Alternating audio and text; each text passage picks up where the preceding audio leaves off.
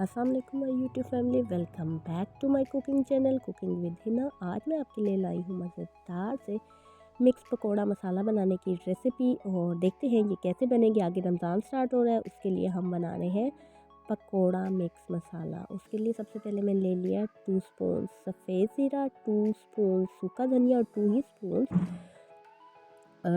2 spoon हमने ले लिया अजवाइन। इन तीनों चीज़ों को हम वज़न लेके हमने इसको एक पैन में रोस्ट कर लिया अच्छे तरीके से। इसको मैं कर रही हूँ रोस्ट। ये देखिए ये हो रहा है रोस्ट, अच्छे तरीके से ये रोस्ट हो जाएगा तो इसका चूल्हा कर देना है बंद। ये देखिए अच्छे तरीके से हो गया रोस्ट, का कलर भी चेंज हो।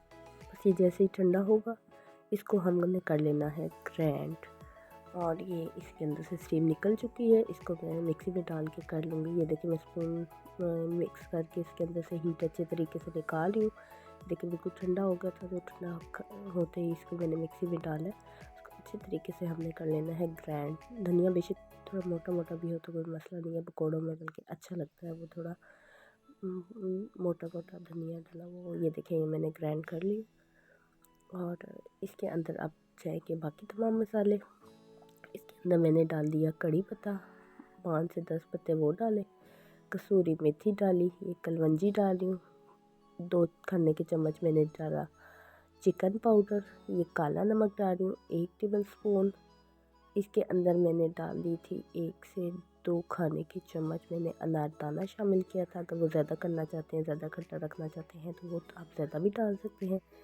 कुटी हुई लाल मिर्च 2 खाने के चम्मच वो भी इसके अंदर शामिल करके इसको कर लिया अच्छे तरीके से मिक्स। थोड़ा सा अगर आप ज़्यादा स्पाइसी रखना चाहते हैं तो कुटी हुई लाल मिर्च ज़्यादा डाल सकते हैं। और ये मज़ेदार सी हमारे पकौड़ा मसाला रेडी हो गया। बस बेसन लें इसके अंदर, और कोई मसाला डालने की जरूरत नहीं। नमक अगर थोड़ा सा आप ज़्यादा इस्तेमाल करते हैं वो शामिल कर लिए, बाकी तमाम मसाले इसके अंदर डले हुए हैं।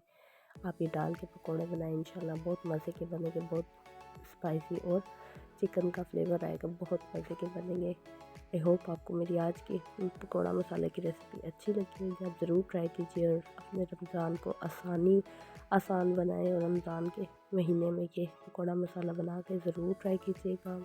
मिलते हैं नेक्स्ट वीडियो में, तब तक के लिए अल्लाह हाफ़िज़।